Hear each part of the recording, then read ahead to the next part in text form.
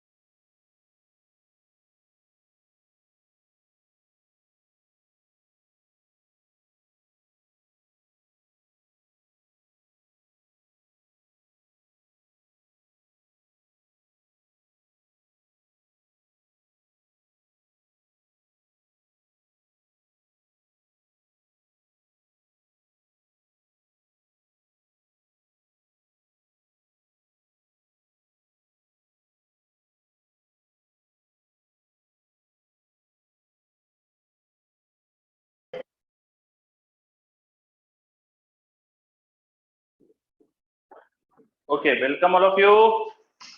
क्या सब बच्चे अब आ चुके हैं? आपने जैसा बोला था 10 मिनट आपको ब्रेक चाहिए था, तो 10 मिनट आपको ब्रेक दे चुका हूं मैं। तो should we start now? Yes, बहुत बढ़िया।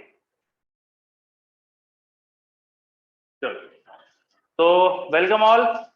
सबसे पहले तो अपना लास्ट क्लास तक अपन ने इलेक्ट्रोसेल को पूरा कर लिया था, बिगिनर बॉक्सेस एक्सरसाइज ये सब डिस्कस हो गया था, और आज सुबह अपना डिस्कशन भी हुआ था, है ना? तो मुझे लगता है इलेक्ट्रिसिटी का डिस्कशन जो था कंप्लीट हो चुका है। तो अब अपन अगला चैप्टर जो स्टार्ट कर चुके हैं करंट इलेक्ट्रिसिटी, उसको थोड़ा आगे बढ़ाते हैं। ठीक है, तो करंट इलेक्ट्रिसिटी में भी जब शुरुआत ही करी थी हमने हमने समझा था कि व्हाट इज करंट, करंट होता क्या है। ठीक है, करंट डिफाइन कैसे करते हैं, करंट स्केलर है, और कुछ के बारे में कुछ सिंपल सिंपल क्वेश्चंस करे थे। तो जो भी अपन ने पिछली क्लास में पढ़ा था उसमें अगर कुछ किसी को डाउट हो तो बताइए, फिर अदरवाइज अपन आगे बढ़ते हैं। कुछ पूछना है आपको प्रीवियस क्लास से रिलेटेड? Any doubt?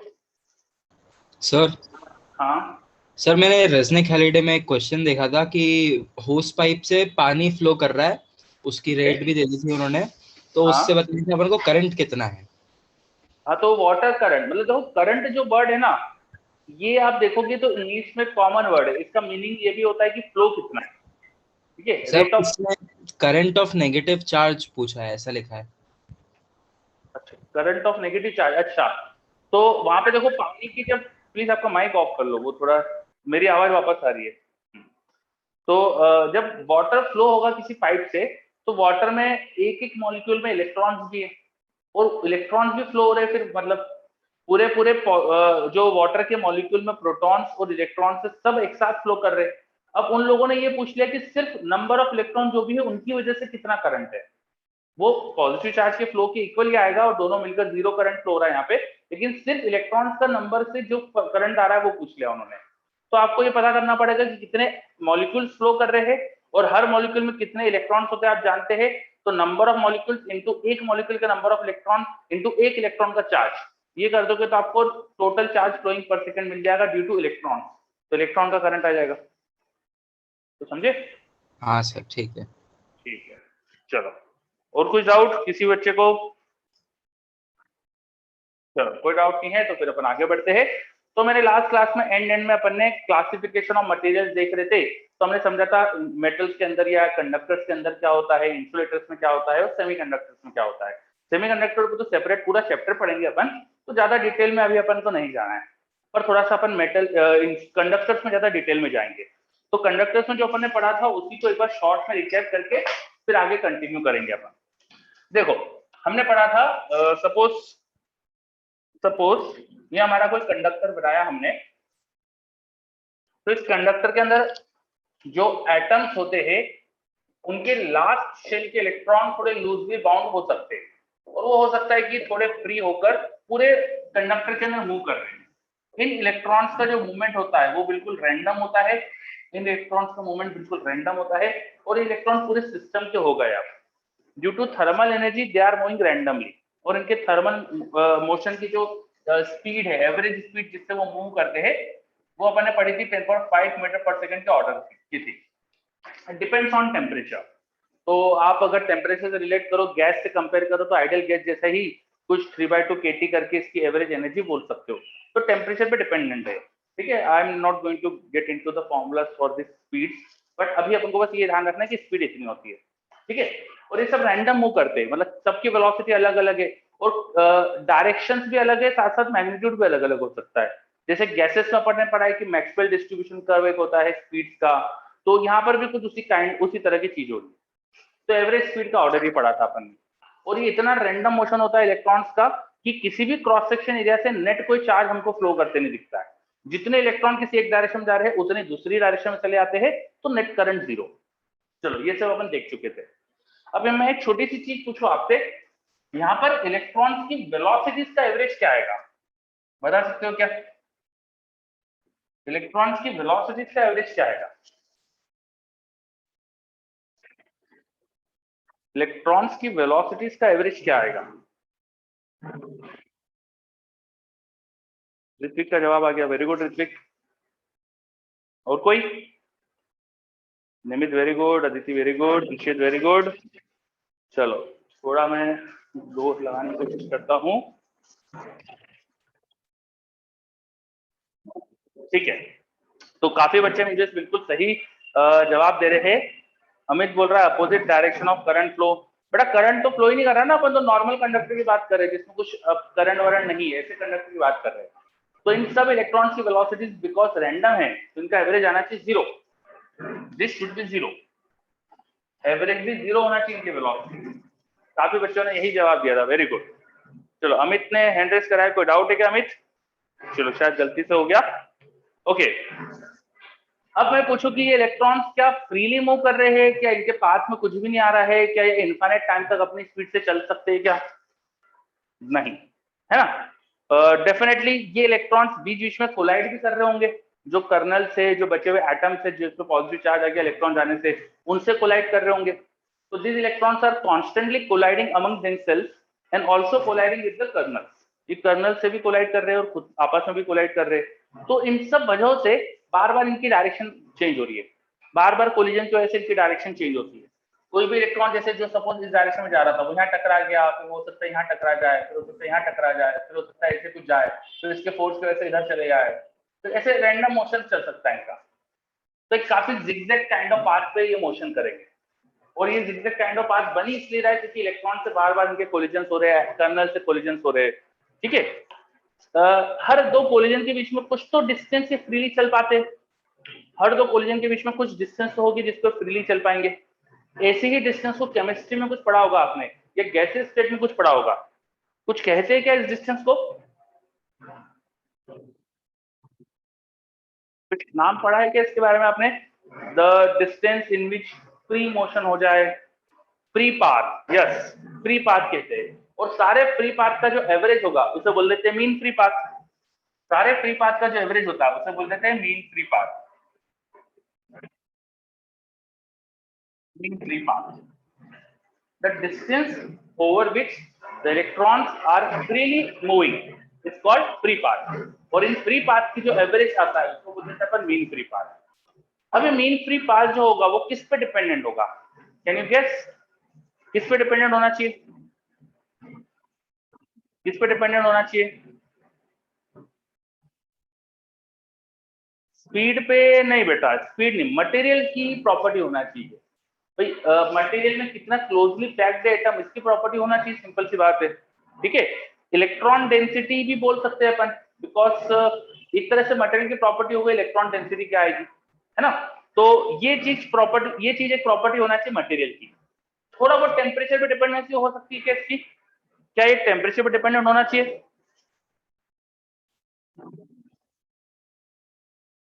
तो बच्चे मुझे जवाब दे रहे हैं यार। अच्छा, क्या टेम्परेचर बढ़ाने से एटम्स के बीच की स्पेस बढ़ जाएगी कि क्या होगा? काइनेटिक एनर्जी बढ़ेगी। काइनेटिक एनर्जी बढ़ने से स्पीड बढ़ेगी, स्पीड बढ़ने से डिस्टेंस जो अवेलेबल है वो थोड़ी बढ़ेगी।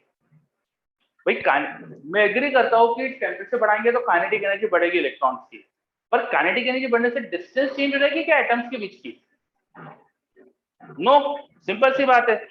तो मीन फ्री पाथ थोड़ी चेंज होना चाहिए, थोड़ा चेंज हो सकता है। यस आई एग्री कि थोड़ा चेंज होगा, क्योंकि इलेक्ट्रॉन की स्पीड बढ़ रही है तो उनके कोलिजन ज्यादा होंगे, तो उससे हो सकता है कि मीन फ्री पाथ में थोड़ा असर आए, थोड़ा चेंज आए। एज वेल एज ये कर्नल्स भी अपनी पोजीशन पे थोड़ा वाइब्रेट ज्यादा करेंगे, ये भी एकदम रेस्ट पे थोड़ी रहते हैं, इनका भी थोड़ा वाइब्रेशन चलता रहता है कर्नल्स का, और इन वाइब्रेशन की वजह से हो सकता है कि मीन फ्री पाथ थोड़ा रिड्यूस हो जाए। बट दिस ऑल थिंग्स का उतना ज्यादा इफेक्ट नहीं होगा। ऐसा नहीं होगा कि भाई जैसे टेम्परेचर डबल करा तो डबल ही हो जाएगा मीन फ्री पाथ। एम आई राइट? हाँ, एक्सपांशन हो सकता है, वही तो बात है, जो अपने कर्नल से वाइब्रेट कर रहे तो मटेरियल थोड़ा एक्सपांड करेगा।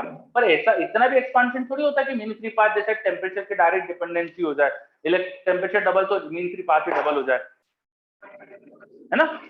चलो, तो mean free path is dependent on temperature somewhat, but मैं इसलिए इसकी बात कर रहा हूँ क्योंकि मुझे अगला चीज बोलने जा रहा हूँ वो स्ट्रांगली डिपेंड करती है टेम्परेचर पे। हर कोलिजन के बीच में इलेक्ट्रॉन को कुछ टाइम लगा है, हर दो कोलिजन के बीच में, एक कोलिजन से नेक्स्ट कोलिजन के बीच में कुछ इलेक्ट्रॉन को टाइम लगा है। ये जो टाइम होगा इसका एवरेज कहा जाता है रिलैक्सेशन टाइम। इसका एवरेज को बोला जाता है रिलैक्सेशन टाइम। जैसे केमिस्ट्री में आपने कोलिजन फ्रीक्वेंसी काइंड ऑफ कुछ पढ़ा होगा, तो कोलिजन, आयुष पूछ रहा है कर्नल मतलब क्या? बेटा ये जो हमारे पॉजिटिव आयन है ना, इनको कर्नल भी बोलते हैं। ये जो पॉजिटिव आयन है, इलेक्ट्रॉन निकलने के बाद इनको कर्नल भी बोलते हैं, के। ठीक है, हाँ, एटॉमिक स्ट्रक्चर में बताया था आपको, यस, मेरे को भी वो केमिस्ट्री वाला याद है। ठीक है, चलो, तो रिलैक्सेशन टाइम का अपन कॉन्सेप्ट समझ रहे थे। एक कोलिजन से नेक्स्ट कोलिजन के बीच में कुछ टाइम लगेगा। ये जो टाइम है जिसमें इलेक्ट्रॉन फ्रीली चलता है, बिना कोलाइड करे फ्रीली चलता है, उसे बोलते हैं उसका रिलैक्सेशन टाइम। एवरेज टाइम जो आएगा उसे बोलते हैं रिलैक्सेशन टाइम। तो रिलैक्सेशन टाइम उसको हम फिजिक्स में टाउ से रिप्रेजेंट करते हैं। This is the average time between two collision, average time between two collision. ठीक है, क्या ये समझ में आया relaxation time? Relaxation time clear? भाई एक कोलिजन से नेक्स्ट कोलिजन के बीच में कुछ टाइम लग रहा है, उसका एवरेज रिलैक्सेशन टाइम। इसके बारे में क्या सोचते हो? Should this dependent on temperature? ये टेम्परेचर पे डिपेंडेंट होना चाहिए क्या? यस, स्ट्रांगली डिपेंडेंट होना चाहिए, स्ट्रांगली डिपेंडेंट होना चाहिए। व्हाई? बिकॉज टेम्परेचर से एवरेज स्पीड बढ़ेगी, तो इलेक्ट्रॉन्स की स्पीड बढ़ेगी, तो ज्यादा जल्दी जल्दी चलेंगे वो, तो कोलिजन में जो टाइम लगेगा वो कम हो जाएगा। This strongly dependent on temperature. और टेम्परेचर के साथ ये क्या होता है, कम हो जाता है, क्योंकि जल्दी जल्दी स्पीड बढ़ेगी तो कम हो जाएगा। ठीक है, चलो, तो अपन ने थोड़ा सा कुछ बेसिक बेसिक टर्मिनोलॉजीज की बातें कर ली विद इन अ कंडक्टर। यहाँ किसी को कोई भी समस्या? चलो, आई होप कि सबको ये सारी चीजें क्लियर है। तो कंडक्टर में हो क्या रहा है, ये सब अपन ने बातें करी। अब इस कंडक्टर में करंट जब फ्लो होता है तब क्या होता है ये समझते हैं। तो नेक्स्ट पॉइंट अपन समझेंगे, करंट फ्लो इन कंडक्टर। करंट फ्लो इन कंडक्टर, मान लो ये हमारा कंडक्टर था जिसमें हमारे ये एटम्स थे जिन पे पॉजिटिव चार्ज बच गया है, कर्नल्स बोलते हैं जिसको आप, और इसके अंदर हमने लगा दिया पोटेंशियल डिफरेंस। इसमें हमने लगा दिया पोटेंशियल डिफरेंस। यहाँ पर हमने एक बैटरी कनेक्ट करी, ये स्विच है, हमने यहाँ पोटेंशियल डिफरेंस लगा दिया। बैटरीज पोटेंशियल डिफरेंस क्रिएट करती है, बैटरीज पोटेंशियल डिफरेंस क्रिएट करती है। सेल क्या करता है, सेल के दो टर्मिनल में पोटेंशियल डिफरेंस होता है। आपने रिमोट वगैरह में सेल यूज करते हैं, सबने देखा ही होगा डेफिनेटली। तो सेल को कभी लेने जाओगे तो उसमें देखना, उसमें लिखा रहता है 1.5 वोल्ट। नॉर्मली अपन इंडिया में जो सेल यूज करते हैं वो 1.5 वोल्ट के होते हैं। तो 1.5 वोल्ट उस पर लिखा हुआ पोटेंशियल डिफरेंस है, वो उसके प्लस और माइनस टर्मिनल के बीच में क्रिएट होता है। और उस सेल को अगर मैं यहाँ कनेक्ट कर दूंगा तो यहाँ भी उतना ही पोटेंशियल डिफरेंस क्रिएट हो जाएगा। Cell create potential difference.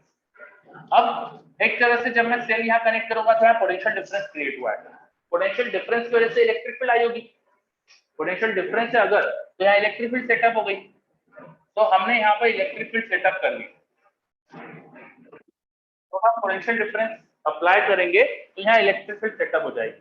क्या ये क्लियर हो रहा है? है ना? अब मेरे पास एक डाउट आ रहा है, सेल पोटेंशियल डिफरेंस कैसे क्रिएट करते हैं? देखो ये सब बातें अपन करेंगे, फिलहाल अपन जो चीज एट द हैंड है उस पर ध्यान दे। सेल का पोटेंशियल डिफरेंस कैसे क्रिएट होता है, we will talk about that. And ज्यादा अच्छे से उसको केमिस्ट्री में आपको पढ़ाया जाएगा, इलेक्ट्रोकेमिस्ट्री चैप्टर आपको पढ़ाया जाएगा, तब ये सारी चीज क्लियर होगी। ठीक, चलो, तो more about cell is in chemistry, electrochemistry. Physics में जो थोड़ा बहुत अपन पढ़ेंगे वो थोड़ी देर बाद पढ़ेंगे। अभी अपन जो चीजों को समझ रहे हैं उस पर ध्यान देते हैं। तो when potential difference is applied across a conductor, electric field will be set up in it. अब ये जो इलेक्ट्रिक फील्ड है, इन सारे फ्री इलेक्ट्रॉन्स को एक ही डायरेक्शन में फोर्स अप्लाई करेगी। इन सारे फ्री इलेक्ट्रॉन्स पे एक ही डायरेक्शन में फोर्स अप्लाई होगा। इन सब इलेक्ट्रॉन पे फोर्स जो लग रहा होगा इलेक्ट्रिक फील्ड की वजह से, सभी पर वो लिख सकते हो इलेक्ट्रॉन्स का चार्ज इनटू जो भी अंदर इलेक्ट्रिक फील्ड सेटअप हो गई। अगर अंदर आपने कुछ इलेक्ट्रिक फील्ड सेटअप करी है, मान लीजिए electric field E vector setup हुआ था, तो चार्ज इनटू इलेक्ट्रिक फील्ड ये फोर्स लगेगा। ठीक है, इन सब की वजह से इलेक्ट्रॉन्स का एक्सेलरेशन आएगा। फोर्स बाय मास कर दो तो ये एक्सेलरेशन हो गया इलेक्ट्रॉन्स का। और ये एक्सेलरेशन सभी इलेक्ट्रॉन्स की एक जैसा है। इस एक्सेलरेशन में कोई फर्क नहीं है इलेक्ट्रॉन्स के लिए, सभी इलेक्ट्रॉन एक जैसा एक्सेलरेशन फील कर रहे हैं। तो ड्यू टू दिस एक्सेलरेशन ऐसा लग रहा है कि सभी इलेक्ट्रॉन को एक ही पर्टिकुलर डायरेक्शन में पुश किया जा रहा है। Am I right? Electric field के अपोजिट सभी इलेक्ट्रॉन को पुश किया जा रहा है। इलेक्ट्रिक फील्ड के अपोजिट सभी इलेक्ट्रॉन्स को पुश किया जा रहा है। ड्यू टू दिस पुशिंग कुछ ना कुछ उनकी एवरेज स्पीड आ जाएगी, कुछ ना कुछ उनकी एवरेज स्पीड आ जाएगी जिससे वो मूव करने लगेंगे। एंड दैट एवरेज स्पीड जिससे वो मूव करने लगते हैं उसे कहा जाता है ड्रिफ्ट स्पीड, उसे कहा जाता है drift speed. Due to electric field, जब कंडक्टर में इलेक्ट्रिक फील्ड हम सेटअप करते हैं तो due to electric field the electrons in the conductor which are still randomly moving, but all of the electrons are experiencing a force in a direction, a common direction. That's why the complete electron cloud or complete electron gas or complete electrons जो C है वो एक ही direction में push हो रहा है, and because of that pushing there will be an average speed of electron. That speed is called drift speed, जिसको हम रिप्रेजेंट करते हैं Vd से, नॉर्मली अपन Vd से रिप्रेजेंट करते हैं। Because of electric field electron सब एक ही तरफ जाने की कोशिश करेंगे, तो जिस एवरेज स्पीड से जाते हैं वो उसे कहा जाता है ड्रिफ्ट स्पीड। चलो अब ड्रिफ्ट स्पीड का कॉन्सेप्ट समझ में आ रहा है आपको? चलो हाँ, बच्चे मुझसे पूछ रहे हैं लिखना है क्या? ऑफकोर्स ये सारी चीजें आपको लिखते चलनी है ना, ये सारी चीजें आपके लिए बता रहा हूं मैं, तो ये सब आपको लिखना ही है, ठीक है। चलो आगे बढ़ते। तो अभी हमने समझा ड्रिफ्ट स्पीड का मतलब क्या होता है। Drift speed is the average speed of electrons achieved in a conductor when there is some electric field inside conductor. जब कंडक्टर में हम इलेक्ट्रिक फील्ड अप्लाई कर रहे हैं तो जिस एवरेज स्पीड से इलेक्ट्रॉन एक पर्टिकुलर डायरेक्शन में चलने वाले हैं उसे बोलते हैं ड्रिफ्ट स्पीड। अब ये जो ड्रिफ्ट स्पीड कितनी होगी ये फाइंड करते हैं अपन। देखो मान लो मैं किसी एक इंस्टेंट पे इलेक्ट्रॉन को देख रहा हूँ, मैं जिस इंस्टेंट पे इलेक्ट्रॉन देख रहा हूँ उस इंस्टेंट पे सभी इलेक्ट्रॉन्स की जो वेलोसिटी का एवरेज होगा that will be average velocity of electron, और उसी को ड्रिफ्ट स्पीड बोलते हैं हम, एवरेज वेलोसिटी। बस यही ड्रिफ्ट स्पीड होती है हमारे पास, जिस एवरेज वेलोसिटी से सारे इलेक्ट्रॉन चल रहे हैं बस उसी को अपन ड्रिफ्ट स्पीड बोलते हैं। तो यहाँ इसका जो मैग्नीट्यूड आएगा वही हमारी ड्रिफ्ट स्पीड है। तो एवरेज वेलोसिटी को कई बार अपन ड्रिफ्ट वेलोसिटी भी कह देते हैं, ड्रिफ्ट वेलोसिटी भी बोल देते हैं। अभी कितनी आएगी ड्रिफ्ट वेलोसिटी है, चलो फाइंड करते हैं कितनी आएगी फाइंड करते हैं। लेट अस अज्यूम कि हमने किसी इंस्टेंट पे सारे इलेक्ट्रॉन्स को देखा, तो ये सब इलेक्ट्रॉन्स जब कोलाइड करे थे उस समय से कुछ हो सकता है टाइम तक एक्सेलरेट हो चुके हो। आई रिपीट, मैंने किसी इंस्टेंट पे इलेक्ट्रॉन्स को ऑब्जर्व करा, एट दिस इंस्टेंट कुछ समय पहले हो सकता है इनका कोलिजन हुआ हो और उस कोलिजन के बाद कुछ टाइम चल गए हो। Just after the collision, let assume किसी इलेक्ट्रॉन की जस्ट आफ्टर द कोलिजन जो वेलोसिटी है वो ui है। Let ui is velocity of electron just after collision। उस किस इलेक्ट्रॉन की, किसी रैंडम ith इलेक्ट्रॉन की। हर इलेक्ट्रॉन की अलग अलग हो सकती है कोलिजन के बाद वेलोसिटी, मैग्नीट्यूड भी अलग हो सकता है, डायरेक्शन भी अलग हो सकती है। तो ये ui जो वेलोसिटी है वो किसी पर्टिकुलर ith इलेक्ट्रॉन की बात कर रहे हैं, velocity of ith electron, velocity of ith electron. ith electron मतलब कोई रैंडम कोई एक पर्टिकुलर इलेक्ट्रॉन को पकड़ के देखा अपन ने, तो उस इलेक्ट्रॉन की जो वेलोसिटी वो ये है। अच्छा, ये इलेक्ट्रॉन अब कितनी वेलोसिटी गेन कर चुका होगा जब अपन ने देखा, तो इस समय इसकी वेलोसिटी निकालने के लिए, जो भी इसकी फाइनल वेलोसिटी होगी वो निकालने के लिए हम करेंगे इसकी initial velocity plus acceleration into time, जितने भी टाइम तक वो एक्सेलरेट हो चुका है। तो इनिशियल वेलोसिटी प्लस एक्सेलरेशन था minus e/m into e vector into time, ये एक्सप्रेशन आ जाएगा। ये सही लिखा है क्या मैंने? जब हमने इलेक्ट्रॉन को जब ऑब्जर्व करा उस समय जो उसकी वेलोसिटी होगी वो होना चाहिए उसकी initial velocity plus acceleration into time, जितना भी टाइम वो एक्सेलरेट हो चुका है। तो ये एक्सप्रेशन आना चाहिए मेरे पास, ठीक है। ये मैं इलेक्ट्रॉन को ऑब्जर्व कर रहा हूँ किसी ith इलेक्ट्रॉन को, उसकी वेलोसिटी है। ऐसे ही हर इलेक्ट्रॉन को मैंने ऑब्जर्व करा और सबकी वेलोसिटी का एवरेज निकाला, तो वो ये एवरेज वेलोसिटी उसको अपन बोलते हैं, इसका मैग्नीट्यूड को ड्रिफ्ट स्पीड और इसको ड्रिफ्ट वेलोसिटी।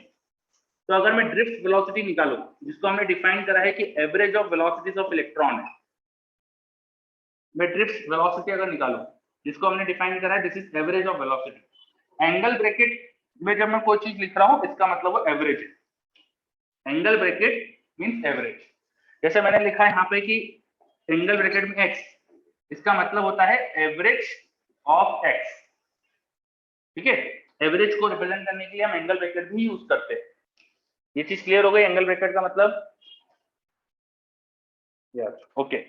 तो हर इलेक्ट्रॉन की वेलोसिटी जो थी उन सबका एवरेज निकालने वाले अपन। तो vi की वैल्यू सब्स्टिट्यूट कर देते हैं, चलो। ith इलेक्ट्रॉन की वेलोसिटी थी, उसकी इनिशियल वेलोसिटी वेक्टर, यहाँ पर वेक्टर था,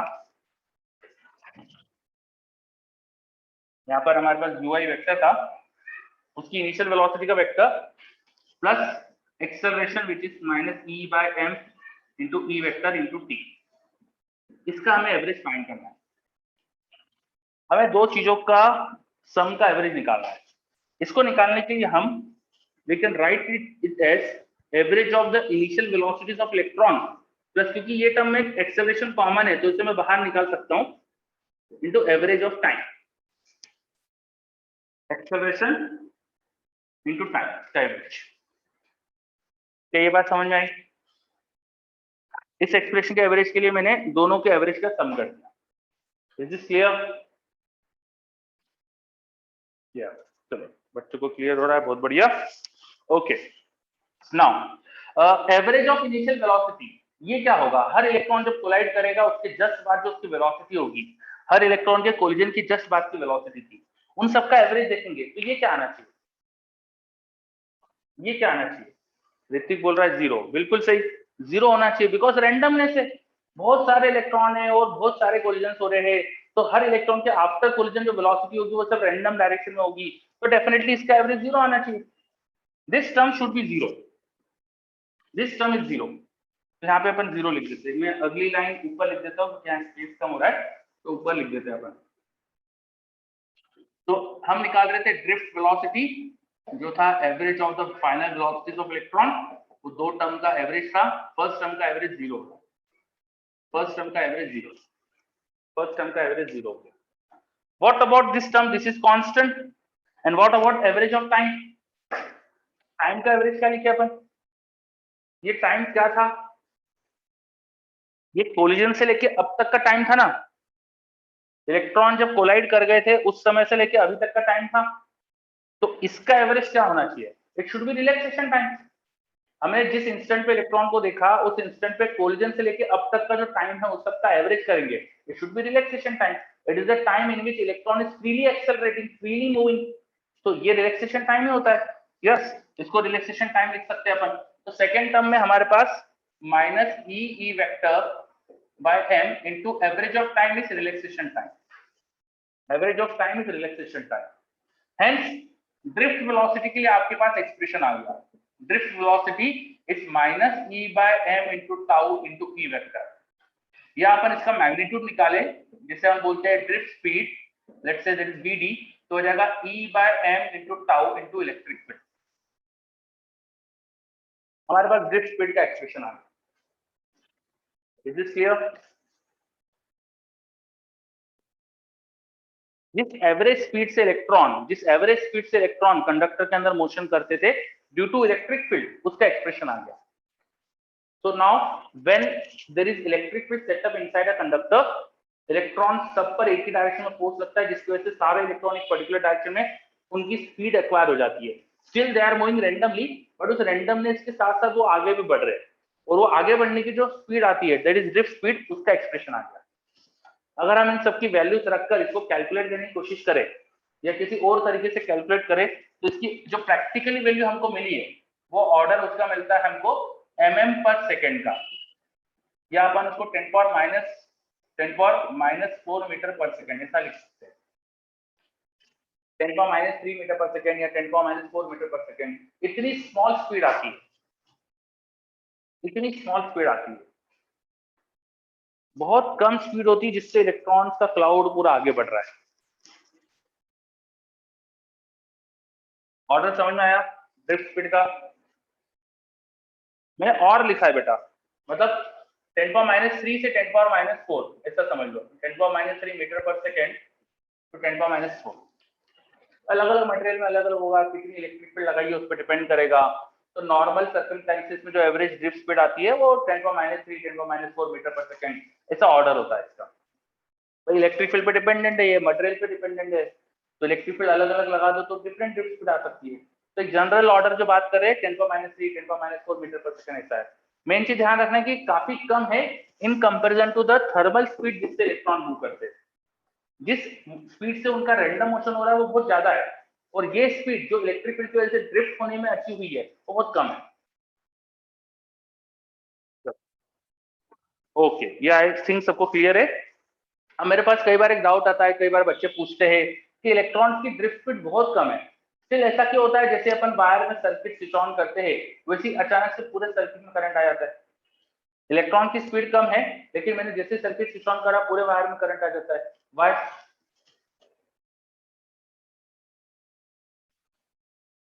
इसका कोई कारण? ड्रिफ्ट स्पीड तो बहुत कम है इलेक्ट्रॉन की। एक आया है मेरे पास जवाब, इलेक्ट्रॉन बहुत सारे हैं। हाँ, ये बिल्कुल सही जवाब है, लेकिन और कुछ रीजन है इसका। सही रीजन ये नहीं होगा, because electron themselves are not going to end point. Nimit, ये बिल्कुल सही जवाब है आपका। इलेक्ट्रॉन्स को खुद को थोड़ी एंड तक जाना है भाई। करंट का मतलब क्या होता है? करंट का मतलब इलेक्ट्रॉन का फ्लो स्टार्ट हो गया, और अगर पूरे कंडक्टर में इलेक्ट्रॉन से और हर जगह थोड़ा थोड़ा भी मूव करे वो, तो सब जगह करंट आएगा ना। पूरे कंडक्टर में इलेक्ट्रॉन का एक साथ डिस्प्लेसमेंट स्टार्ट हो रहा है, तो सबकी वजह से एक साथ एक करंट आ जाएगा ना। भले वो स्पीड कम है, लेकिन एवरीवेयर देयर इज इलेक्ट्रॉन। ये समझा आपने? है ना, हर जगह इलेक्ट्रॉन्स भरे हुए हैं। तो जैसे यहाँ इलेक्ट्रॉन्स का मूवमेंट, पूरे कंडक्टर में इलेक्ट्रॉन्स का मूवमेंट स्टार्ट हो रहा है साइमल्टेनियसली, तो फ्रॉम एवरी क्रॉस सेक्शन आपको करंट दिखने लगेगा, बिकॉज इलेक्ट्रॉन्स का फ्लो स्टार्ट हो गया। It is clear? ये पूरे कंडक्टर में हर जगह इलेक्ट्रॉन्स है, तो सभी जगह इलेक्ट्रॉन्स का फ्लो स्टार्ट हो रहा है। That's why everywhere there is current. ठीक है, चलो। एक्चुअली इलेक्ट्रॉन को खुद को थोड़ी घूमना है पूरे सर्किट में, सब जगह इलेक्ट्रॉन्स अपने अपने बैठे हैं, सब थोड़ा थोड़ा मूव करेंगे तो एवरीवेयर हमको करंट दिखने लगेगा। सिंपल सी बात है। ठीक है, चलो। तो ये एक छोटा सा अपना क्वेश्चन था जिसका अपने जवाब डिस्कस कर लिया। अच्छा, ड्रिफ्ट स्पीड का ऑर्डर बहुत कम है। कई बार इस पे बेस कुछ क्वेश्चन आते हैं, जैसे आप इलस्ट्रेशन देखोगे तो एक बहुत अच्छा क्वेश्चन है इलस्ट्रेशन में। मॉड्यूल में बिगिन बॉक्स 1 के पहले कुछ इलस्ट्रेशन है, तो आप देखना एक इलस्ट्रेशन बहुत अच्छा है कि एक इलेक्ट्रॉन को एक सेकंड में कितना ड्रिफ्ट होगा, जितने टाइम में वो 1 मीटर आगे बढ़ेगा उतनी देर में कितना डिस्टेंस चल लेगा। ऐसा कुछ क्वेश्चन है, बहुत बढ़िया क्वेश्चन है, एक बार आप देखना। चलो, तो ये हमने पढ़ लिया कि कंडक्टर के अंदर ड्रिफ्ट स्पीड क्या होती है।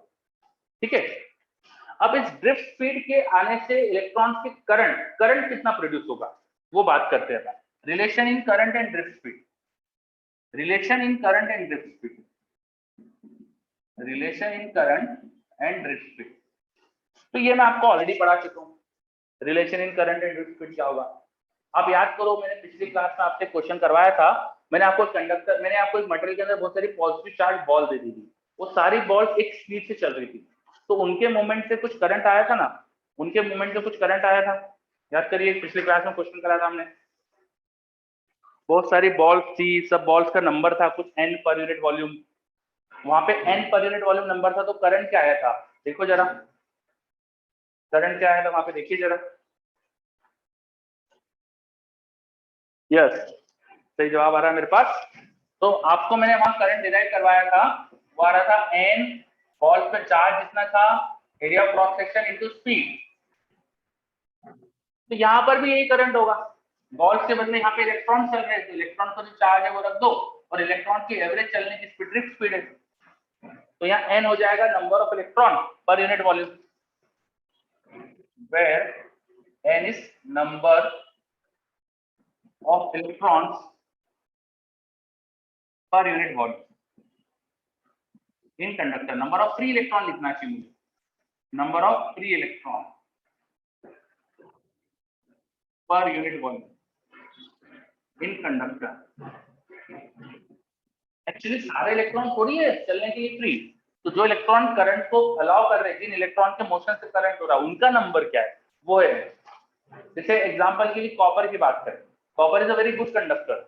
कॉपर का हर एटम भी एक इलेक्ट्रॉन दे रहा है फ्री, हर एटम से एक फ्री इलेक्ट्रॉन अगर आ रहा है मान लो, तो कॉपर में बहुत सारे फ्री इलेक्ट्रॉन हो जाते हैं। आपको पता होगा कॉपर की डेंसिटी करीब करीब 9 के आसपास कुछ होती है, 9 ग्राम पर सीसी होती है अप्रोक्सीमेटली। ठीक है, आप फैक्ट चेक कर सकते हो कितनी होती है, अप्रोक्सीमेट मान लो कि 9, ये उसकी डेंसिटी है। तो डेंसिटी मतलब कि एक यूनिट वॉल्यूम में कितना मास है, तो इसको केजी में कन्वर्ट करोगे अगर, तो आ जाएगा करीब करीब 9 × 10³ केजी पर मीटर क्यूब।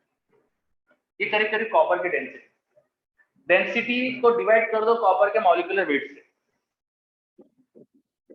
डेंसिटी जो भी है उसको डिवाइड कर दो, मॉलिक्यूलर वेट जो भी होता है कॉपर का 63 है, ऐसा कुछ होता है है ना, जो भी होता है उसे डिवाइड कर दो, तो आपको मिल जाएगा moles per unit volume, right, moles per unit volume, कितने मोल एटम से पर यूनिट वॉल्यूम, इसमें एवोगैड्रो नंबर मल्टीप्लाई कर दो, यह आ जाएगा कितने एटम से पर unit volume, number of moles into Avogadro number, this will be total number of atoms per unit volume, और हर एटम ने अगर एक भी इलेक्ट्रॉन दिया तो एग्जैक्ट इतने ही हमारे पास फ्री इलेक्ट्रॉन हो जाएंगे, इतने ही हमारे पास फ्री इलेक्ट्रॉन हो जाएंगे, सही है।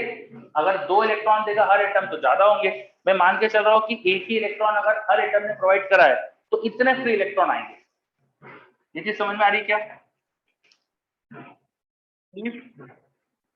एवरी एटम provides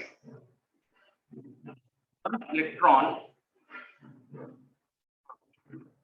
ये n की वैल्यू आई, तो कितने फ्री इलेक्ट्रॉन आएंगे हमारे कंडक्टर में पर यूनिट वॉल्यूम, वो हम इस तरह से कैलकुलेट भी कर सकते हैं, और ये नंबर बहुत बड़ा आने वाला है because this Avogadro number is very large. ये जो मॉलिक्यूलर वेट होता है कॉपर का 63 ऐसा कुछ होता है, तो 63 समथिंग इसको यहाँ रख दो, और ये 9 लगभग 10 ही ले लो, तो 10 की पावर 4 हो जाएगा ऊपर, 63 एक ग्राम में आएगा, तो 10⁻³ नीचे लगाना पड़ेगा आपको, वो 10⁻³ आके ऊपर 10.7 हो गया, एवोगैड्रो नंबर में 10.23 होता है, ये 10.7 मल्टीप्लाई करके 10.30, तो सही सही कैलकुलेट करो ना, तो ये सारे नंबर रख के 10.28 29 ऐसा कुछ ऑर्डर आता है इसका, दिस इज अप्रोक्सीमेटली 10.28 29 ऐसा कुछ ऑर्डर आता है, that is a very big number, मतलब कि यूनिट वॉल्यूम में खूब सारे इलेक्ट्रॉन्स है, इतने सारे इलेक्ट्रॉन होने की वजह से, इतनी कम ड्रिफ्ट स्पीड की वजह से भी यहाँ पे नंबर n बहुत ज्यादा होता है, ड्रिफ्ट स्पीड बहुत कम होती है, स्टिल करंट लार्ज हो जाता है कंडक्टर। चलो मेरे पास एक डाउट आ रहा है, n का एक्सप्रेशन समझ नहीं आया, ये बेसिक मोल कॉन्सेप्ट से लिखा है बेटा मैंने, डेंसिटी अपॉन मॉलिक्यूलर वेट करेंगे। अच्छा मुझे बताओ, mass upon molecular weight number of mole देता है ना, mass upon molecular weight, yes sir, है ना, mass upon molecular weight number of mole, तो ये हो जाएगा नंबर ऑफ मोल पर यूनिट वॉल्यूम, वॉल्यूम से डिवाइड कर रखा है, तो नंबर ऑफ मोल पर unit volume, number of mole पर यूनिट वॉल्यूम, सही है क्या? यस है ना, और मोल में एवोगैड्रो नंबर मल्टीप्लाई कर दो तो एटम्स का नंबर मिलेगा ना पर यूनिट वॉल्यूम, यस सर, तो बस जितने एटम है अगर हर एक ने एक इलेक्ट्रॉन दिया तो इतने ही फ्री इलेक्ट्रॉन हो जाएंगे ना, यस सर, हर एटम अगर एक इलेक्ट्रॉन दे रहा है तो जितने एटम उतने ही फ्री इलेक्ट्रॉन, तो स्मॉल एन का नंबर पर यूनिट वॉल्यूम ऐसे निकाल सकते हैं अपन, यस सर, क्लियर।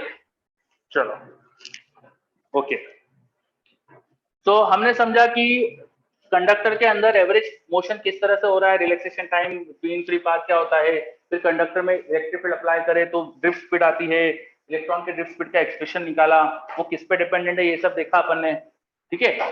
फिर हमने समझा रिलेशन ड्रिफ्ट स्पीड करंट क्या होता है, फिर इसमें ड्रिफ्ट स्पीड बहुत कम होने से करंट ज्यादा क्यों आता है, बिकॉज एन बहुत लार्ज होता है, और एन कैसे निकाल सकते हैं ये थोड़ा समझा अपन, ठीक है। अच्छा ये ड्रिफ्ट स्पीड पे वापस आते हैं अपन, ड्रिफ्ट स्पीड किस किस चीज पे डिपेंडेंट है, E और M, इलेक्ट्रॉन का चार्ज इलेक्ट्रॉन का मास, ये तो सभी मटेरियल में कांस्टेंट होगा, उसके अलावा टाउ और इलेक्ट्रिक फील्ड दो चीज और है यहाँ, इलेक्ट्रिक फील्ड तो आप अप्लाई कर रहे हो, आप ज्यादा लगाओगे तो ड्रिफ्ट स्पीड ज्यादा आएगी, कम लगाओगे तो ड्रिफ्ट स्पीड कम आएगी, तो drift speed per unit electric field ये क्वांटिटी है जो हमारे थोड़े इंटरेस्ट की है।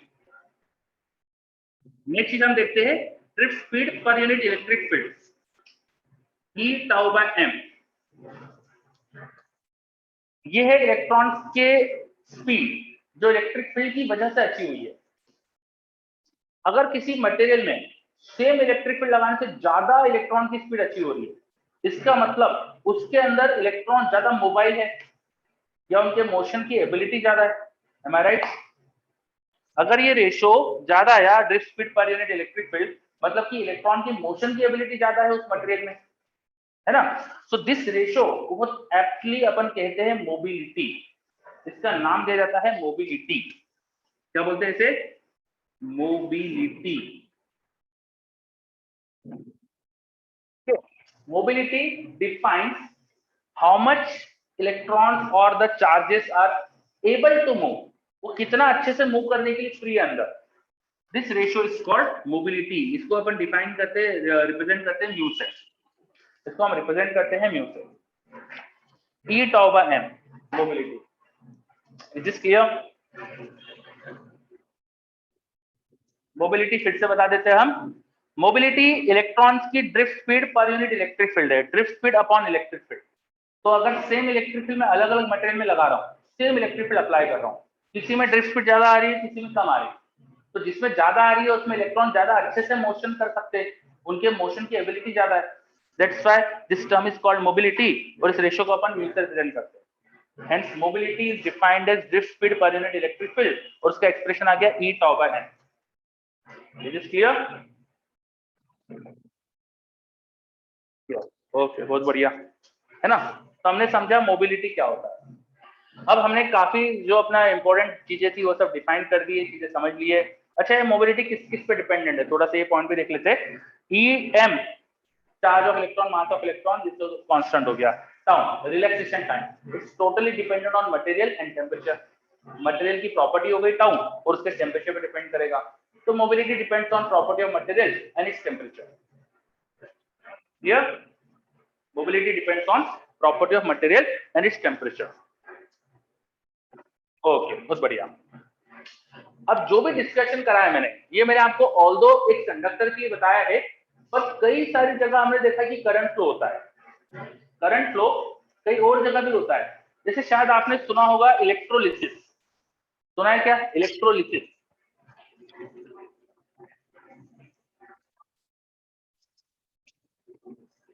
आपने वर्ड सुना है क्या इलेक्ट्रोलिसिस? अच्छा, यस बोल रहे हैं। क्या होता है इलेक्ट्रोलिसिस में? कोई मुझे कुछ बता सकता है, क्या क्या पता है आपको?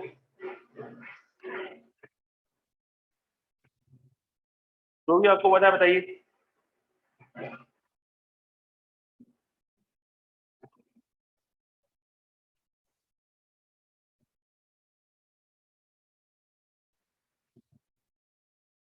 Breaking molecules into ions by passing electricity, नहीं यार। और कुछ? Refining of metals, is it application? ठीक है भाई, मॉलिक्यूल को ब्रेक करने का काम नहीं होता इलेक्ट्रोलिसिस में। इलेक्ट्रोलिसिस में मॉलिक्यूल ऑलरेडी ब्रेक कर देते हैं यार, मुझे इतना पता है। बस मटेरियल में करंट फ्लो होता है। इलेक्ट्रोलिसिस में मॉलिक्यूल ब्रेक होने का काम नहीं होता है, उसमें करंट फ्लो होता है basically. Main concept dissociation of ion नहीं है, आयन की वजह से करंट फ्लो है।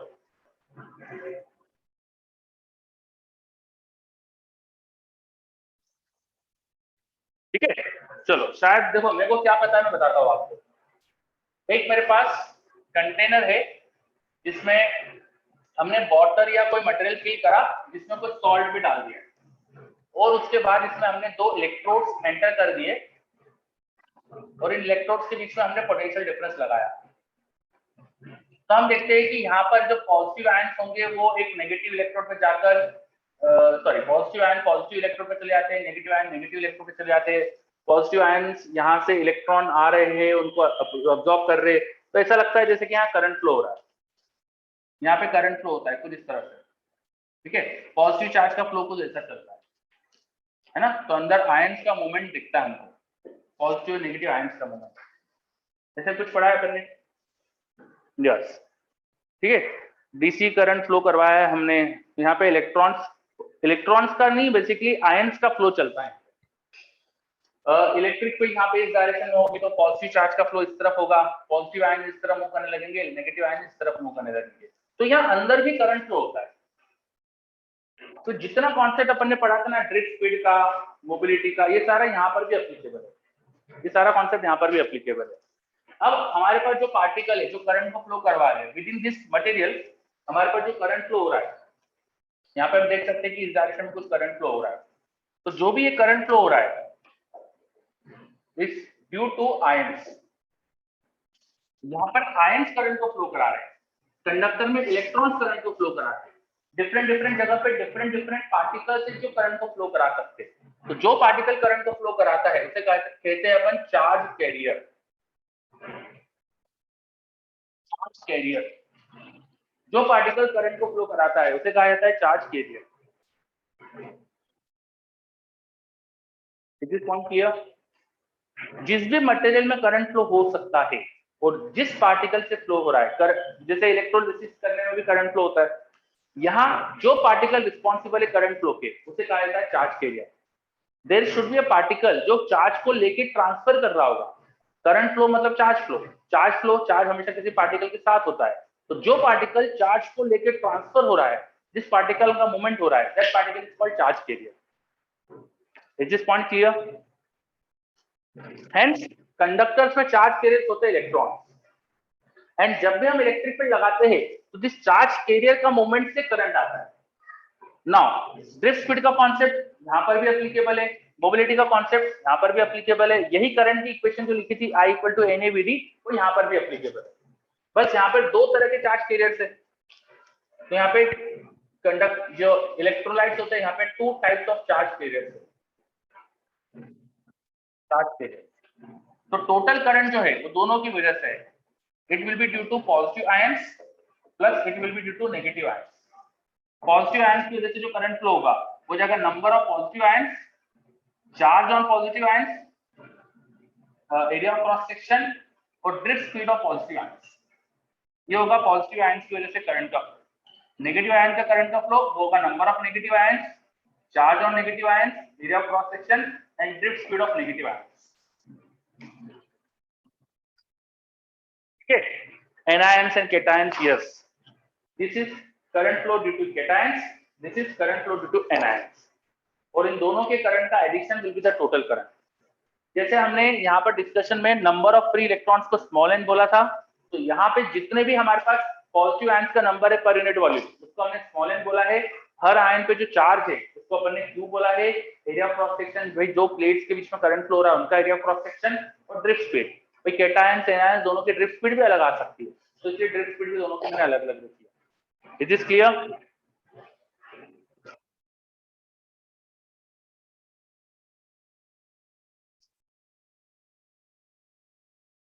करंट फ्लो इन कंडक्टर्स अपन समझ रहे थे, एज वेल एज इलेक्ट्रोलिसिस जब होता है तो वहां एक इलेक्ट्रोलाइट सॉल्यूशन में करंट का flow is responsible by charge carriers, वहां के जो चार्ज कैरियर है विच आर आयंस, और टोटल करंट को अपन इस तरह से वहां पे भी लिख सकते हैं। तो जो भी हमने थ्योरी पढ़ी है ये सिर्फ यहीं तक लिमिटेड नहीं है, ये इसका काफी आगे एक्सटेंशन हर तरह के मटेरियल में होता है। तो ये एक एग्जांपल देखा अपन ने उसका। एक और एग्जांपल होता है सेमीकंडक्टर, एक और एग्जांपल होता है semiconductor, another example is semiconductor. इसमें दो टाइप के चार्ज कैरियर होते हैं, electron and holes are charge carrier. अब ज्यादा डिटेल में नहीं जाऊंगा मैं कि ये होल क्या होता है, ठीक है, आप जब चैप्टर पढ़ेंगे सेमीकंडक्टर वहां ज्यादा डिटेल में से पढ़ लेंगे। फिलहाल मुझे उसके अंदर ज्यादा डेप्थ में जाना नहीं है, वहां पर भी मैं सेम तरह से इक्वेशन लिख सकता हूँ। सेमीकंडक्टर में जो करंट होगा वो इलेक्ट्रॉन की वजह से करंट प्लस होल की वजह से करंट, दोनों के करंट का एडिशन होता है। Is this clear? Holes are like positive charges, जैसे यहाँ पे ये जो कैटायंस है उनके जैसे यहाँ इलेक्ट्रॉन का फ्लो होता है, और जो यहाँ पे सॉरी कैटायंस का फ्लो है उसकी वजह से होल्स का होता है, holes are like cations, positive charge जैसा मान सकते हो आप। Is this point clear? बाकी सेमीकंडक्टर जब पढ़ेंगे जब ज्यादा डिटेल में जाएंगे, तो अभी आपको बस याद रखना है कि हाँ कुछ सेमीकंडक्टर में दो टाइप के चार्ज कैरियर होते हैं, ऐसा कुछ बताया था आपको, याद रहेगा इतना? इससे ज्यादा कंफ्यूज तो नहीं हो रहे आप? चलो भाई, मेरे पास जवाब बहुत कम बच्चों का आ रहा है, और ऐसे में यार मुश्किल होता है समझना कि आपको कितना आ रहा है कितना नहीं आ रहा है। तो कुछ डाउट इसमें? सर आ गया, बहुत बढ़िया, बहुत ही बढ़िया, चलो समझ गए, बहुत बढ़िया, ठीक है। और क्लास में बहुत सारे बच्चे हैं जो जवाब बिल्कुल नहीं देते, तो आई रिक्वेस्ट क्या सब दिया करो, है ना? ठीक है, चलो आगे बढ़ते फिर अपन। तो अभी हमने बात करी सेमीकंडक्टर भी एक मटेरियल होता है जिसमें दो तरह के चार्ज कैरियर्स होते हैं। एक और अच्छा एग्जांपल होता है दो तरह के चार्ज कैरियर वाला, कैथोड रे ट्यूब या डिस्चार्ज ट्यूब। डिस्चार्ज ट्यूब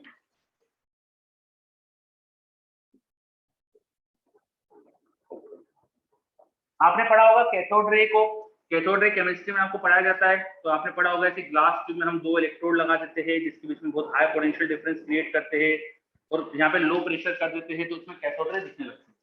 जब हमें लो प्रेशर नहीं है, नॉर्मल कुछ प्रेशर है या थोड़ा कम भी प्रेशर है, तो कुछ गैस हो सकती है। इन दैट सिचुएशन जब कुछ गैस है और उसमें करंट फ्लो हो रहा है, किसी गैस फिल्ड ट्यूब के अंदर जब करंट फ्लो होता है तो अपन उसे बोलते हैं discharge tube. A discharge tube is basically current flow through gas कराने वाली ट्यूब। एक ट्यूब जिसमें गैस के अंदर करंट फ्लो हो रहा है, ठीक है। डिस्चार्ज ट्यूब में भी दो तरह के चार्ज कैरियर की वजह से करंट आता है। गैस के एटम्स यहाँ पे हाई पोटेंशियल डिफरेंस से आयनाइज हो जाते हैं और फिर इलेक्ट्रॉन और जो आयन है ये दोनों मिलकर यहाँ करंट फ्लो कराते हैं। तो जैसा यहाँ पे पॉजिटिव आयन नेगेटिव आयन दोनों की वजह से करंट होता है, वहां नेगेटिव आयन तो नहीं होते, वहां इलेक्ट्रॉन्स होते हैं। एटम में से इलेक्ट्रॉन निकल गए, अब इलेक्ट्रॉन्स और पॉजिटिव आयन ये दोनों मिलकर यहाँ करंट फ्लो कराते हैं। यहाँ पे इलेक्ट्रॉन एंड जो बचा हुआ पॉजिटिव आयन है वो मिलकर करंट फ्लो कराते हैं। तो there are full of examples ऐसे सब्सटेंसेस के जिसमें इलेक्ट्रॉन्स के अलावा कुछ और चीजें जिनकी वजह से करंट फ्लो हो रहा है।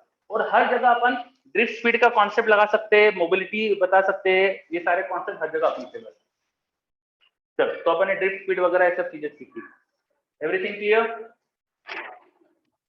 से बोल रहा है tubelight is an example of discharge tube.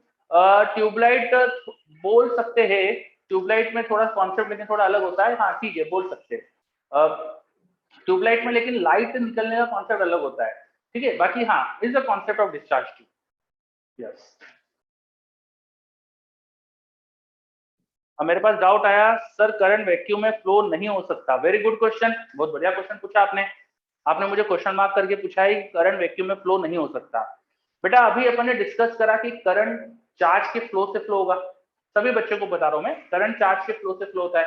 Charge always associated with some mass, charge हमेशा किसी पार्टिकल पे होता है।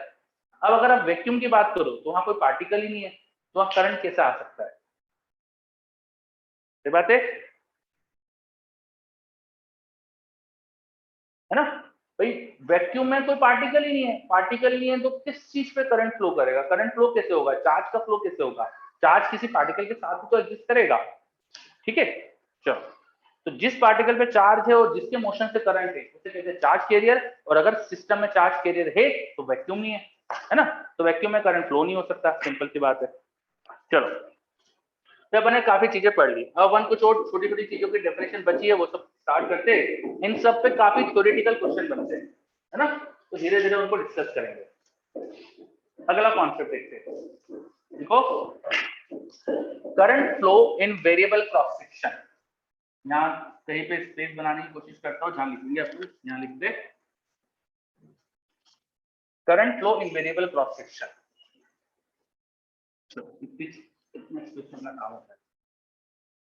लो, मेरे पास एक कंडक्टर है जिसका क्रॉस सेक्शन चेंज हो रहा है। तो एग्जांपल के लिए मैंने फ्रस्टम जैसा क्रॉस सेक्शन दिखा दिया है, ठीक है। अब इसमें करंट फ्लो होता है तो ड्रिफ्ट स्पीड का क्या रिलेशन होता है, ये सब चीजें अपन को देखना है। तो हम देख रहे हैं current flow in conductor of variable cross section.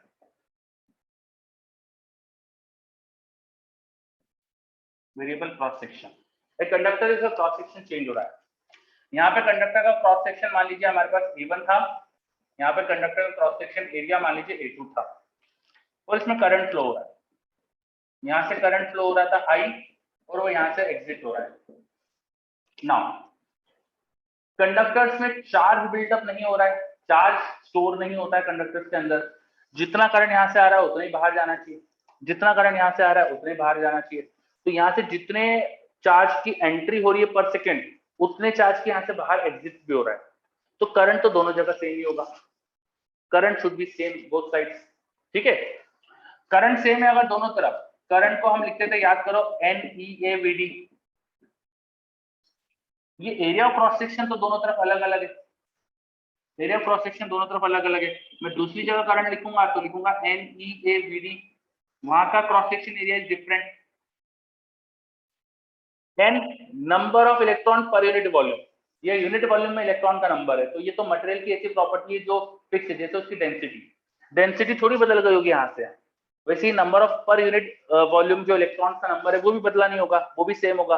Charge of electron भी सेम होना चाहिए, एरिया अलग अलग बट करंट सेम, तो ड्रिफ्ट स्पीड अलग होना चाहिए, drift speed should be different. यहाँ पर इलेक्ट्रॉन्स की ड्रिफ्ट स्पीड मान लीजिए VD1 है, तो यहाँ पे इलेक्ट्रॉन्स की drift speed should be VD2। This drift speed should be different at the two terminals. भैया अलग होगी तभी तो करंट सेम हो सकता है, समझ में आ रहा है? यस, है ना। तो एक वेरिएबल क्रॉस सेक्शन में निमित बोल रहा है अपोजिट होगा ना ड्रिफ्ट स्पीड।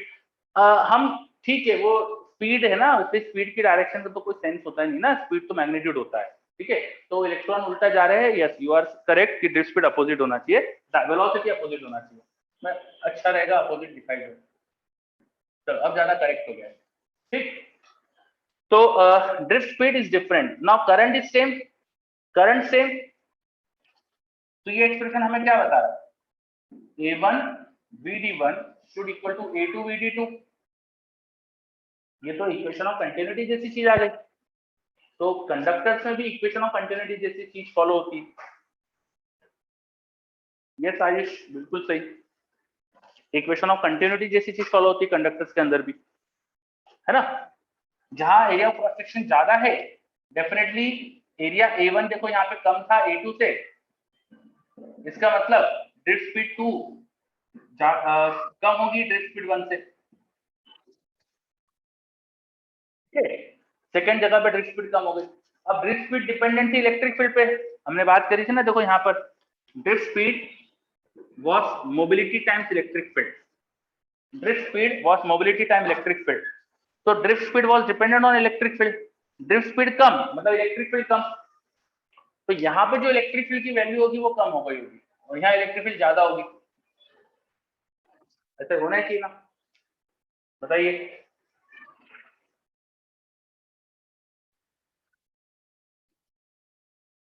है ना, रीजन ऐसा सोच सकते हो कि यहाँ से कुछ फील्ड लाइन एंटर हुई, वो कम एरिया से एंटर हो रही है, और यहाँ एरिया बढ़ गया, तो फील्ड लाइन का नंबर ज्यादा एरिया से क्रॉस कर रहा है, नंबर ऑफ फील्ड लाइन बड़े एरिया से क्रॉस कर रही है, तो इलेक्ट्रिक फील्ड की स्ट्रेंथ कम हो जाएगी। प्लस यहाँ पे इलेक्ट्रिक फील्ड लाइन दूर दूर हो गई, एरिया ज्यादा हो गया, तो इलेक्ट्रिक फील्ड कम हो जाएगी। इस तरह से सोच सकते हैं। तो इलेक्ट्रिक फील्ड यहाँ कम हो गई, इसलिए वहां ड्रिफ्ट स्पीड भी कम हो गई, है ना।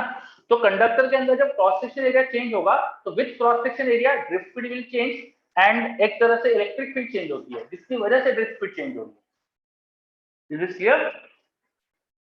इन the conductor of variable cross section, अलग अलग क्रॉस सेक्शन की जगह पर इलेक्ट्रिक फील्ड अलग अलग होगी।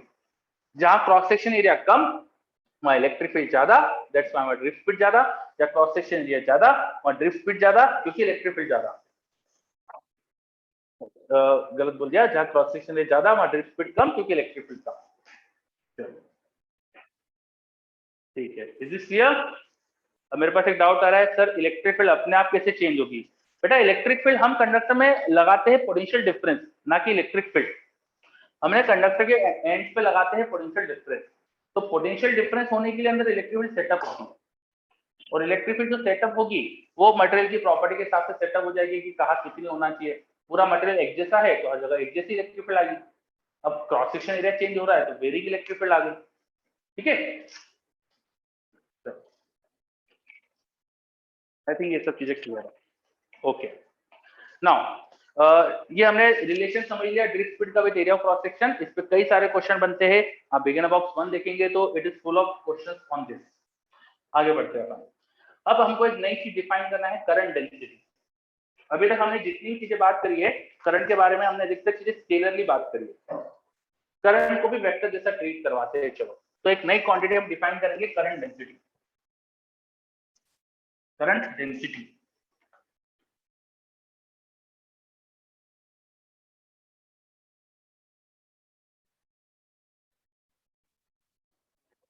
Current density. आज पूरा करंट इलेक्ट्रिसिटी का जो चैप्टर चल रहा है अपना, काफी सारी थ्योरी है, वो शुरुआत में यही होता है इसमें, है ना। पहले तो ये सारे थ्योरेटिकल पॉइंट समझना पड़ते हैं अपन को, धीरे धीरे फिर इसमें आगे की चीजों पे आएंगे। Current density, current density is defined as a vector. इसको हम रिप्रेजेंट करते हैं आइदर स्मॉल जे और कैपिटल जे से। It is a vector quantity. How we define current density? It is defined as current per unit area. ये उसका magnitude होता है। डायरेक्शन कैसे डिफाइन करते हैं? तो मान लो कोई कंडक्टर है तुम्हारे पास जिसमें करंट फ्लो हो रहा है, करंट इसके क्रॉस सेक्शन से बिल्कुल परपेंडिकुलर इस तरह से फ्लो हो रहा है। एक कंडक्टर है तो इससे करंट जा रहा होगा। जो हमारे पास क्रॉस सेक्शन है जिससे करंट फ्लो हो रहा है, उसका एक नॉर्मल वेक्टर बनाओ। Let's say there is n vector, यहाँ का एरिया मान लीजिए A है, then we define J vector, current density vector is current by area times n cap. Current density vector is defined as current by area times n cap. Current by area times n cap. हरी बात समझ में? Current density को vector बनाने के लिए इनको अपन n cap लगा देते हैं। करंट की जो डायरेक्शन है बिल्कुल उसी डायरेक्शन में हम ये n वेक्टर ले लेते हैं।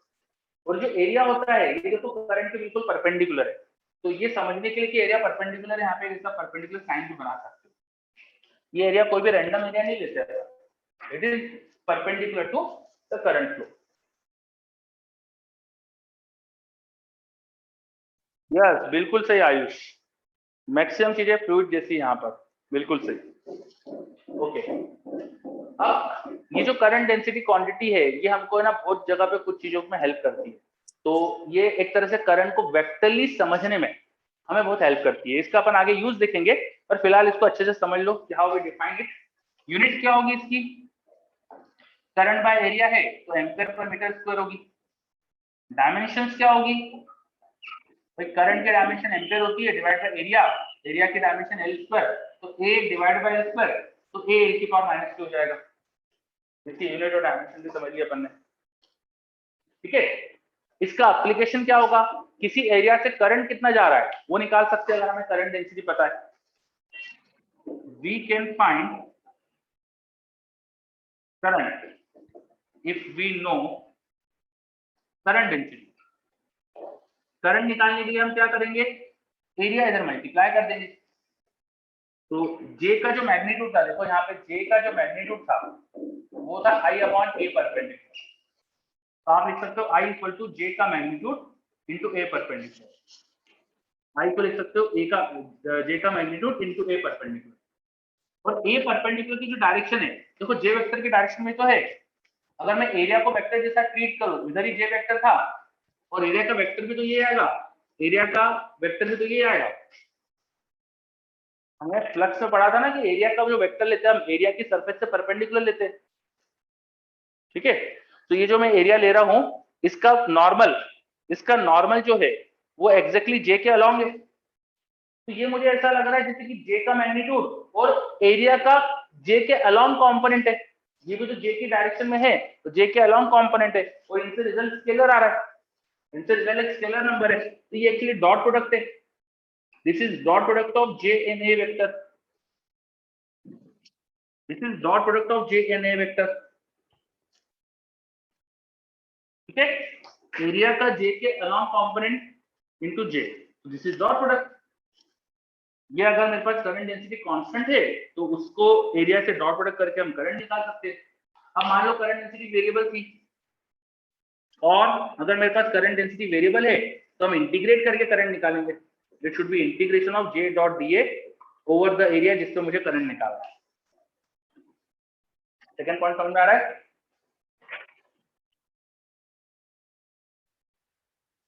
करंट डेंसिटी अगर वेरिएबल है तो करंट डेंसिटी डॉट एरिया का डॉट प्रोडक्ट करके हम इंटीग्रेट करके जिस एरिया से हमें करंट निकालना है वो निकाल सकते हैं।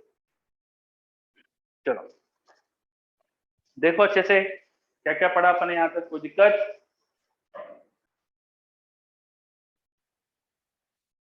क्या ये अच्छे से क्लियर है आपको?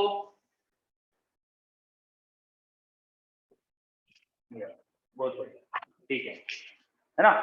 तो हमने अभी करंट डेंसिटी समझी। अब करंट डेंसिटी कैसे निकालेंगे? करंट बाय एरिया होता है, बहुत ही आसान चीज हो जाएगी इसको निकालना। मान लो मेरे पास एक कंडक्टर है जिसकी रेडियस है मान लो R, और इससे करंट फ्लो कर रहा था I। करंट जितना फ्लो कर रहा है मैंने बता दिया, 10 एम्पीयर करंट फ्लो कर रहा है, रेडियस मैंने बता दी 1 सेंटीमीटर। तो बताओ करंट डेंसिटी कितनी आएगी? बताओ करंट डेंसिटी कितनी आएगी?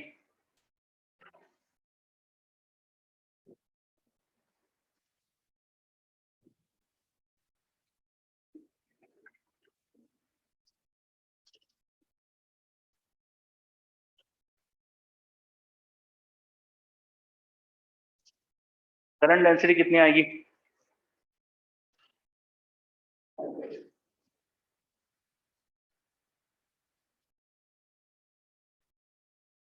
बहुत ही आसान सा क्वेश्चन पूछा है मैंने, जस्ट कैलकुलेशंस करना है आपको। बहुत बढ़िया। चलो, current density is current by area, area should be pi r square, पर इस साइड में रखेंगे तो उसको मीटर में कन्वर्ट करना पड़ेगा आपको, 10⁻² का स्क्वायर हो जाएगा, है ना। ऐसे ही इसको मीटर में रखना चाहिए, तो ये हो जाएगा 10⁵ एम्पेयर पर मीटर स्क्वायर। आप इसे ऐसा भी लिख सकते हो 10/π into 10⁴ ampere per metre square, लिख सकता हो ना, 10/π इंटू 10⁴, और पाई स्क्वायर लगभग 10 होता है। आपको याद होना चाहिए कि पाई स्क्वायर इज नियरली 10, तो pi into pi is nearly 10, इसका मतलब पाई इज नियरली 10/π। 10/π को अपन पाई भी लिख सकते हैं, तो this expression is also nearly equal to pi into 10⁴ ampere per metre square. ये भी इसका सही जवाब है। क्लियर? क्या समझ में आया? ये चीज याद रखना, हमको कभी कभी जरूरत पड़ती है कैलकुलेशंस करने के लिए। आपको 10/π का नंबर कितना आएगा, तो 3.14 के आसपास आता है, करके लिखना, ठीक है।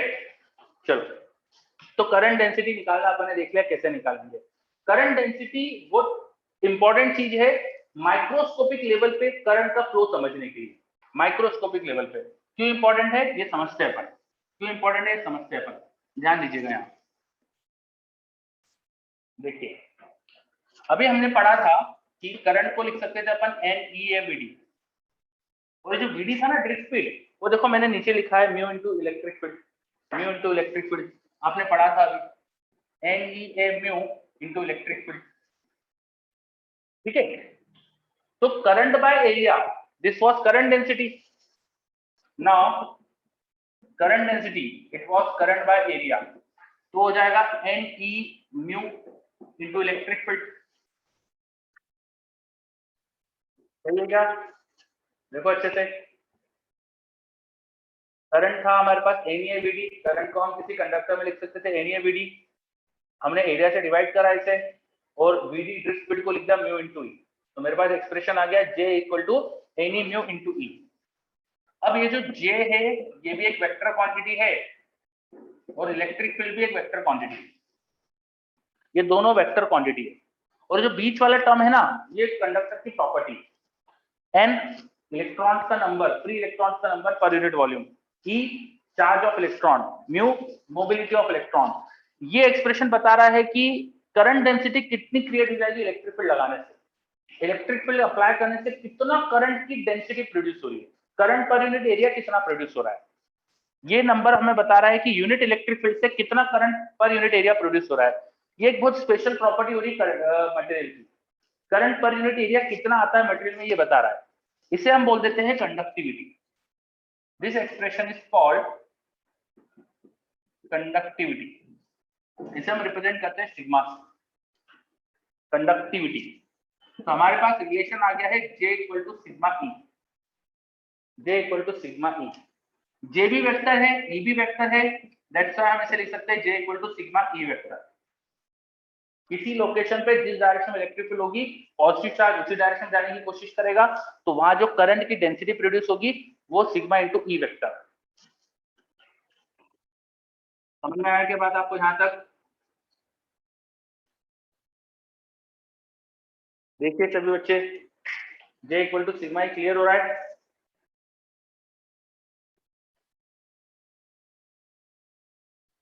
कंडक्टिविटी किसे डिफाइन करा हमने, क्लियर हो रहा है? कंडक्टिविटी कैसे डिफाइन करा हमने, क्लियर हो रहा है? Conductivity is NE mu, conductivity is NE mu, ठीक है। चलो, तो यहाँ पे काफी सारे टर्म्स जो आपने कभी सुने होंगे शायद पहले, उनको अपन माइक्रोस्कोपिक लेवल पे अच्छे से डिफाइन कर रहे हैं, उसको बाकी चीजों से रिलेट कर रहे हैं कंडक्टर्स की। कंडक्टिविटी शायद सुना होगा डेफिनेटली आपने, तो कंडक्टिविटी मटेरियल की किन किन प्रॉपर्टी में डिपेंडेंट है वो आ गया हमारे पास relation. Conductivity depends on number of free electrons per unit volume, charge of electrons, mobility of electrons, ठीक है। कंडक्टिविटी की डेफिनेशन रिपीट कर देता हूं, conductivity is current density per unit electric field, current density per unit electric field, ये है current density per unit electric field, current density per unit electric field.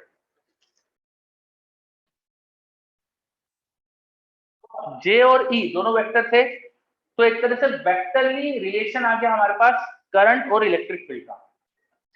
इस expression को हम बोलते हैं vector form of Ohm's law, vector form of Ohm's law, vector form of Ohm's law और microscopic Ohm's law, क्योंकि ये एक point पे लगा सकते हैं आप। किसी मटेरियल के अंदर आपने इलेक्ट्रिक फील्ड लगा दी तो किसी पॉइंट पे कितनी करंट की डेंसिटी प्रोड्यूस होगी, ये इलेक्ट्रिक फील्ड भी एक पॉइंट पे डिफाइन हो सकती है और करंट डेंसिटी भी एक पर्टिकुलर पॉइंट पे डिफाइन हो सकती है। एक पॉइंट पे छोटा सा एरिया लेके वहां जो करंट क्रॉस कर रहा है बाय एरिया, वो वहां की करंट डेंसिटी आ जाएगी। तो ये दोनों किसी एक पॉइंट पे डिफाइन हो सकते हैं। तो ये रिलेशन बता रहा है कि किसी कंडक्टर में किसी लोकेशन पे कितने इलेक्ट्रिक फील्ड और एरिया करंट का रिलेशन है। This is called microscopic Ohm's law, microscopic Ohm's law या vector form of Ohm's law. Vector क्यों बोलते हैं, क्योंकि ये वेक्टर का रिलेशन है। ओम्स लॉ भी यही होता है, ओम्स लॉ में आप पोटेंशियल डिफरेंस लगाते हो और करंट आता है, तो दोनों स्केलर चीजों का रिलेशन है और यहाँ पे वो वेक्टर में कन्वर्ट कर दिया अपन ने। समझ में आ रही चीज ये थोड़ा नया है आपके लिए, vector form of Ohm's law, ये आपने पहले नहीं पढ़ा था। चलो थोड़ा रिप्लाई करो, बताओ आया नहीं आया, काफी सारी थ्योरी चीजें चल रही है ना। चलो vector form of Ohm's law बच्चों को क्लियर हो रहा है, वेरी गुड, ठीक है। तो आज अपन ने अभी तक क्या क्या पढ़ा एक बार शॉर्ट में समझते हैं, है ना, क्योंकि बहुत सारी चीजें हो चुकी है।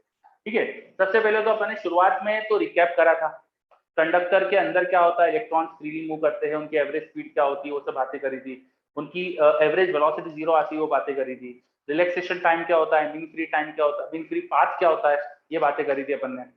तो इसके बाद अपन आ गए थे कि कंडक्टर में पोटेंशियल डिफरेंस लगाओ तो इलेक्ट्रिक फील्ड आती है, इलेक्ट्रिक फील्ड से अंदर इलेक्ट्रॉन्स पे एक ही डायरेक्शन में फोर्स लगता है and because of that force electrons की ड्रिफ्ट स्पीड आ जाती है।